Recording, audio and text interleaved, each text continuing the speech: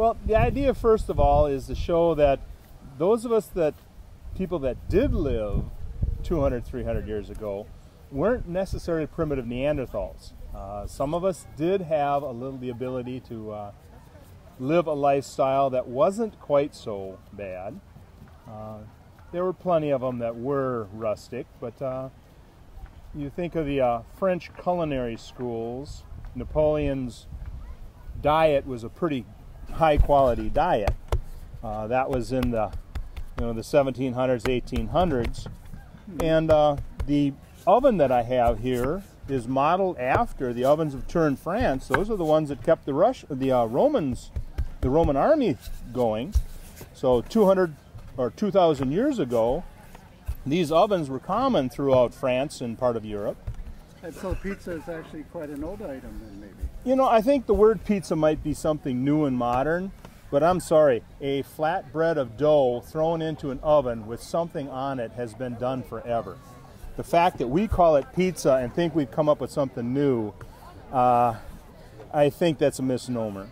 Let's talk about your oven for a second. Okay. There are basically two types of ovens throughout the world. There's going to be a brick oven and an adobe oven. The brick ovens are generally the European design. The adobe ovens are generally going to be the traditional American design. So the Incas and people down in the Mexico area and southeastern United States, they would use the adobe ovens. Dry, arid climates. Brick ovens, on the other hand, like mine, much longer lasting, can stand up to the weather better.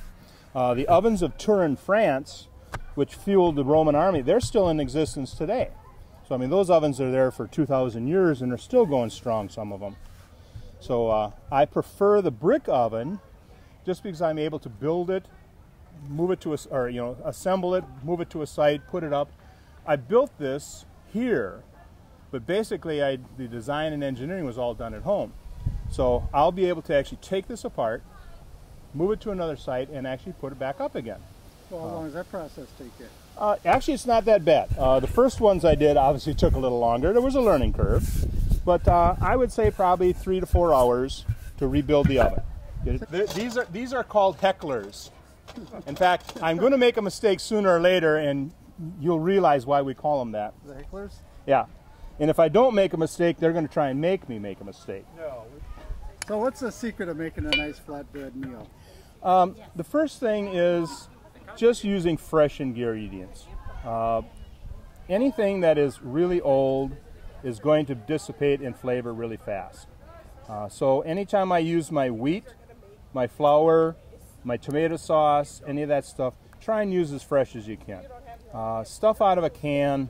Talk about your sauce here. Let's tell you what makes up Okay. a good sauce. Tomatoes from the garden. We basically crush the tomatoes, run them through a strainer, take most of the pulp out. So we've got just a kind of a slurry in there. We cook that down so it thickens up. Then we start adding herbs out of our own garden. In this case, there's a lot of oregano in here. There's some basil and, of course, other seasonings. We like Mexican seasoning a lot, so there might be a little cayenne in here. Couldn't guarantee that. Well, people love their peppers. Yep. But there's always a trick to doing the Mexican cooking to keep it from getting hot. The Mexicans learned a long time ago how to eat hot stuff and not kill you. You add a little bit of fat, you add a little bit of acid, and you add a little bit of a sweetener, and it takes the hot away, but you still get all the flavor. So anyway, we just learned from them. Okay, I'm going to shove this one in and try not to make a mess.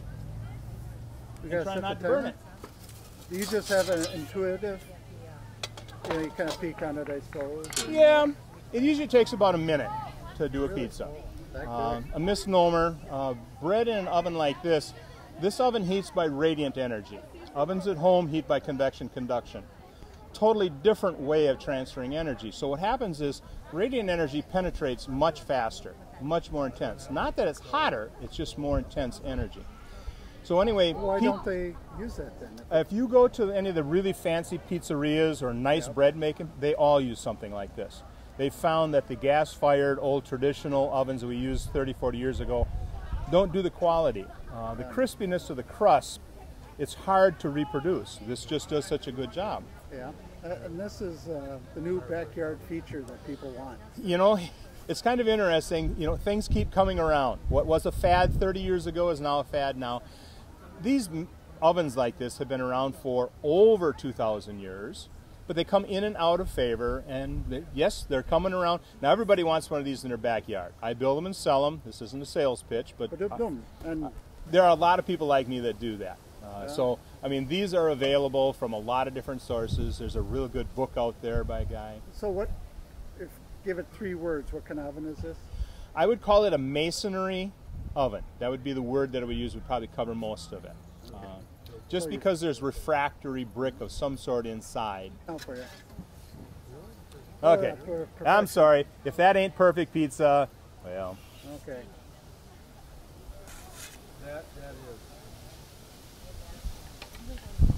That's the way we like it.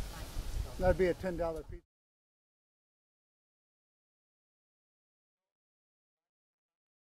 Whether you like thin crust or thick crust is irrelevant. The crispiness of the crust underneath is really, really important. Now, a thin crust that's crispy is good. A thin crust that's like shoe leather, obviously, no, we don't like that. The oven does that. That's not my ability. That's the oven doing that. What we do on the table over here behind me, I've got jars of all different types of wheat berries and grains. Now, any one of these grains can be turned into a flour. What I like to do is I have a hand crank grinder that I actually can grind my flour out of any one of these. The good thing is, once you grind it out of this, it's got a lot more flavor than normal flour from the store. Also, it has all the nutrients left in it. And a recipe trick for all you bakers out there: grind your flour, put it in a good quality cast iron frying pan, and dry roast it in the oven. It's just like roasting anything else. You want the moisture out of it. Well, you want, yes, it's dry already, so there's no moisture in it, but you're toasting it. Like toasting nuts before you put them on, you know, something that you make. What does that do to the molecular It gives structure? it creates what's called the Maillard process, and it gives a wonderful flavor to the flour. So what you do is you roast or toast the flour, then make your dough. That's a real nice trick. If you learn to do that well, one of the secrets of the good bakers that they'll all tell you about it, but everybody seems to breeze over that part of it. The other thing is, get a quality French rolling pin, not the flat traditional ones with the handles on each side. This is a lower profile? It's tapered. A French rolling pin is flat in the middle here, and then it goes to a slow taper. And what that does, if I'm doing a larger one, I can roll this out in such a way that it gives me a perfect circle every time. If you try and do that with a flat rolling pin, you have to have a little bit of a technique, and it doesn't always work. Secrets of pie making's out there now. Well, that's... How about one more? You got one more for me? I don't want to go too long with you. I guess the thing is, you know, right now I'm using wheat to make flour. And of course the other option would be to use the corn, whether you're using regular yellow corn. I mean, the corn color is all different colors. But to make, you know, a mesa. And then we make the flatbreads out of the cornmeal. Fantastic stuff. What type of corn would you use? Actually, any kind of corn will work. But there's different degrees. Can't you use the sweet corn? Or yep. Well, actually, field corn when it's young is probably a whole lot better tasting. Mm-hmm. Now, I know that's a misnomer. Everybody thinks you got to have candy corn to have the best, sweetest corn, but a really young field corn. Do they sell such a product too? Well, see, where I live, I go right. The farmers are all around me, so I get it directly from them. And what we do is we will take the corn, shuck it, blanch the corn, peel it, and dehydrate it.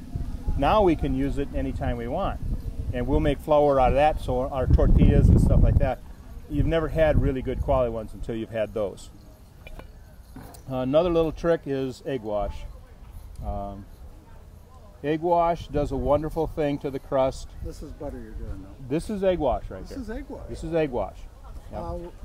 Do you thin it down, or do you use nope. straight egg? Nope. I take the entire egg yolk and the outside, the white, and just mix it up, and it's just a paintbrush on here, and I paint it on there. Okay, let's get in the field range eggs. I live in rural America. What's rural America? Hey, tell me about, what's your name, by the way? Roger Pilsner is my real name. Right. Okay. But those of us in the reenactment rendezvous, we all seem to develop a camp name for one reason or another. My name is Blackie. Has nothing to do with race or anything. I've heard that name dropped many times. Yep. When it comes to making how long you been doing the stove and pizzas? Well, the rendezvousing I've been doing since the early 70s, and the stove, or the pizza part, has always been part of the cooking process, but I didn't have the big fancy stove. I used to always do it in a Dutch oven, cast iron Dutch oven. And bending over a fire and trying to do lots of them were sometimes difficult. So the idea is, if you build something like this where I can stand up and work on it, it's just, I'm not 21 anymore. A lot easier. And not that I'm getting lazier, hopefully I'm getting smarter. Well, thank you. I think we have a nice recording.